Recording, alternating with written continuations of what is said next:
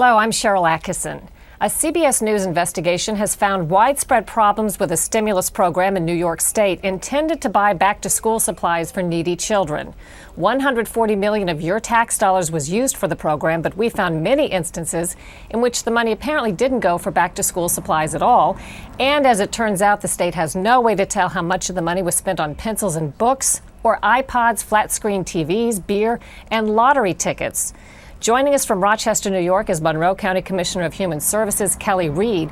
Her office is one that identified huge problems and questions about this stimulus spending. Now, Ms. Reed, tell us how this worked. This began August 11th, right, when welfare recipients got $200 per child deposited into their debit accounts? That's correct. There was $200 per child for any child between 3 and 17 years old on August 1st of this year. I think it was August 11th. Is that correct?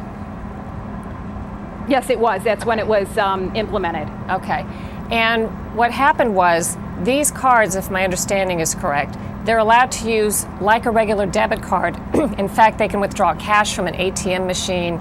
They can withdraw cash at a store that accepts the debit card. Is that right? That's correct. It's called an electronic benefits card, and it's used just like a debit card would be. You can go to an ATM and get cash. You can go to a store and receive cash as well. When did you first realize there in Monroe County, as they did across the state, that you were having some serious problems? We got a call on the first day that the program was implemented. We got a call from a large retailer who was expressing concern because there were folks coming in and using their electronic benefit card to purchase large items, Wii's, large screen TVs, and they were concerned that they were assisting people in committing welfare fraud. That was our first indication that there was a problem with the program. We also got reports from your investigators that there was a run on ATM machines really in your area and across the state. Managers of 3 Wilson Farms convenience stores reported their ATM machines were emptied out by welfare recipients using these debit cards. Increases in beer, lotto, and cigarette sales, not school supplies. Machines were wiped empty at Tops Market stores. They were wiped empty at Wegmans stores and many others. And some even reported, like a Sunoco gas station manager, near panic as these recipients were withdrawing as much cash as they could to get the money out of those accounts with no assurance what they were spending it on. That's right, Cheryl. One of the concerns that we had was, as we began to look into this, it was obvious to us that there was a pretty extraordinary run on these dollars. For instance, we had one instance in just a very small data research piece that we did on the program, where one of the recipients had $1,000 on their card and jumped over a period of a few minutes over 18 lines in a Top store, buying something for 49 cents, for $2, for 50 cents, and getting $50 back in cash. When we talked to the Tops markets, what we found was they saw no indication that there was an increase in their sales in things like stationery, so books, notebooks, pens, pencils. Where they saw their increase was in candy at the actual cashier's lines, where people were purchasing a small item in order to get the cash back. If this money was we had several instances like that. If this money was intended by the state to be used for back-to-school supplies, how was it that recipients on public assistance were able to use it for almost anything? You know what, Cheryl, that's our primary concern. As appointed and elected officials in government, we owe it to the taxpayers of the communities that we represent to represent their dollars with the highest level of fidelity possible. In this particular instance, the intention for the dollars was back to school supplies, and no one questions the intention of this particular program. However, there's an extraordinary distance between the good intentions of the program and the implementation of the program. The implementation of this program was poor. We have no accountability at this point, and as a steward of taxpayer dollars myself, I'm concerned about that, I'm alarmed by that, and I'm disappointed both for the taxpayers of New York State, and I'm also disappointed for the folks for whom this money was intended. We owe it both to those in our community who are vulnerable and to those in our community who support them through their taxpayer dollars to have a high level of accountability and fidelity for scarce resources. It didn't occur in this program. That's what we're disappointed about. Two problems, and this appears to be with the way the state set up the program. One of them was the recipients did not receive letters from the state telling them what the money was intended for until after the money had been deposited. In other words, those letters didn't go out, so the people who would have wanted to have spent it how it was intended didn't have the information. And secondly, the state apparently implemented this in a way where the money cannot be tracked. We spoke with the governor's office. In fact, we invited them on to give their side of the story and they declined. But they did tell me on the phone that, well, you know, these are debit cards and we can't really tell you how much money bought pencils and books and how much money bought cigarettes, beer, and lottery tickets, sort of hoping for the best. But would there have been a way to set this up where it could be assured the money was spent on what it was intended? One of the things that is important in government is that we work in partnership with each other, that we spend a lot of time talking through how we will spend our very scarce resources. Stimulus dollars were meant to improve the well-being of the citizens of the United States of America. We should be thinking through how those are used and how we can implement them well. Here in Rochester, 50% of the students in the Rochester City School District don't graduate from high school. $7 million came into our community. It could have been better spent. It would have been better spent if we knew about this well enough in advance and we had an opportunity to speak with the governor's office about how we might implement this program differently and with a higher level of fidelity. We owe that to the constituents of this community. We owe that to the taxpayer. We owe that to the vulnerable in this community. I know that your investigators... We could have used... Go ahead, finish. I'm sorry, go ahead. We know that I was just going to say, we could have used these dollars to advance literacy in this community in a much better way. We know that your investigators sampled from a team of clients who are in alcohol and drug rehabilitation. And in that sample, they saw that over half of them, of something like 71 cases, had withdrawn their entire benefit for the stimulus funds in cash, some of them after 9 o'clock at night. And you do have to wonder if that was a wise dispersion of the funds. That's absolutely true. We do, in our sample, we found clients who are on public assistance as a result of being addicted to drugs and alcohol, who did receive their benefit, who did withdraw it, some of them withdrawing it in small retail stores in our community where there is known high levels of drug activity. That's an extraordinary disappointment to me. I'm concerned for those consumers.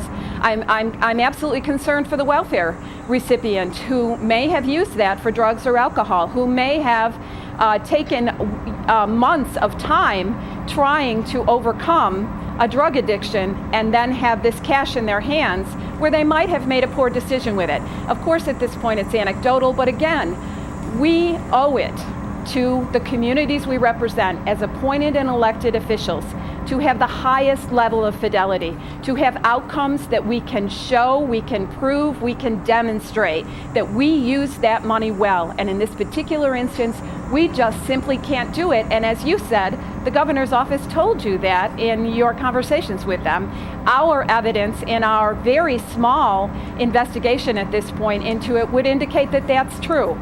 We have Wilson Farm Markets in our community signed affidavits for us saying that their highest increase was in the purchase of lottery tickets, beer, cigarettes, and prepaid cell phones.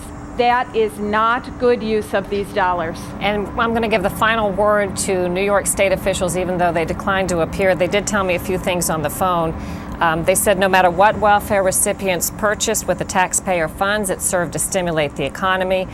They also said that critics are making unfair stereotypes about welfare recipients and, quote, we have as many examples of families using the dollars for school clothes, school uniforms, and school supplies when we asked about reports of luxury items being bought with this money. Thank you so much, Kelly Reed, for giving us your views on this and helping bring this story to light. We appreciate it. Now, Kelly Hartung interviewed Nick McDonald, who's just published his third book, and we caught up with him on a recent visit to Washington for Unplugged Under 40. Tell me about these today. shoes. What kind of ground have you traveled in these? Oh, well, today I just walked around the mall, but they've been where I've been. And that means these boots have carried Nick McDonald around the world. He's a freelance journalist who's walked the violent streets of Iraq and the dusty roads of Sudan. Today, he's busy with meetings on Capitol Hill, researching a story on the International Criminal Court he says he hopes to sell. A carefree attitude this 25-year-old writer can afford, since he's just published his third novel, An Expensive Education. The book is a combination of campus novel and spy novel. And so, at its best, it is sort of like Graham Greene goes to the frat house. But he also has to go to Somalia and Kenya and deal with all of the real trouble that happens there. But it's a conspiracy theory book. And Nick made headlines at age 18 with his debut novel 12. The international bestseller is expected in movie theaters next year. He wrote a second book in between classes at Harvard, though it garnered less praise than the first. Nick writes about what he knows, whether it's growing up on New York's Upper East Side or his reporting adventures abroad. Then he pushes the limits. All three books are told from the perspective of young men coming to a new understanding about the world they live in. The first one is a drug dealer, the second one is a journalist, and the third one is a spy. Now, if I told you actually how many Somali warlords I had to kill with my bare hands, the joke would be on me. But there are consistent similarities, and I identify with these characters. And the book is drawn from experiences that I have had, usually details. Nick has experienced more than most his age. The son of a high-profile magazine editor and a novelist, he has never had trouble getting his foot in the door. But Nick knows connections only get you so far. How much of your success do you think is a product of circumstance? Well, I know that I work hard for the things that I do, and I really go to the places that I report on. So I think that it is a combination of being in the right place at the right time and working hard. Not long after graduation, Nick ventured to Sudan to research his third book. He found a story along the way and sold it to Harper's Magazine. He says this work as a reporter has improved the fiction he's written. And so in hotel rooms and on the road in East Africa, he wrote An Expensive Education. I am an inexperienced reporter and I'm still learning. So I would arrive in a place and I would have to meet somebody. Say there was a Rwandan MP and he didn't show up for a month and his lieutenants wouldn't talk to me, and so I was sort of just nosing around. But a lot of the day there would be nothing to do, 1 or 2 interviews a day. So for the rest of the day, I would sit there and I would try to write the kind of book that I wanted to read. And that's really what drives you here. You're writing the type of book that you would want to read. This time, certainly. Yeah? It wasn't that way in the past? The first time around, it was the kind of book that I wanted to kill characters in. And at the time, I was extremely self-righteously angry, the way that only a 17-year-old can be, I think. So you would say that your mission with each book has been different. It hasn't been one and the same, right? Yeah. I think that at base, there's a real clear way that I look at the world and about the way people ideally should behave, which is about loyalty and fairness, that I think are such obvious cliches, but are important to the book also. But more interesting than that is the way that this reports on policy and the mistakes that people can make in fancy offices like the Capitol. Now, Nick says that he plans to keep writing both fact and fiction. He says he doesn't have another novel in the works just yet, but he did hint that An Expensive Education might be headed to the movie theaters too. Awesome. Now, what about someone at age 17? I mean, a lot of people want to write a book, but how does someone when they're 17 years old actually get published? You know, Nick doesn't deny that he's a well-connected young man. As I mentioned in the piece, his father is a influential magazine editor and his mother's a novelist. So he was able to get his foot in the door by rather unusual means. But as he said, he works hard for what he does, and I think his work speaks for itself. Sounds like he definitely has some great stories to tell. Yeah. Thanks so much. Good job. And thanks to all of you for watching Washington Unplugged. We're here every day at 12:30 p.m. on CBSNews.com. I'm Sharyl Attkisson. You can catch my Follow the Money reports on the CBS Evening News with Katie Couric. See you next time.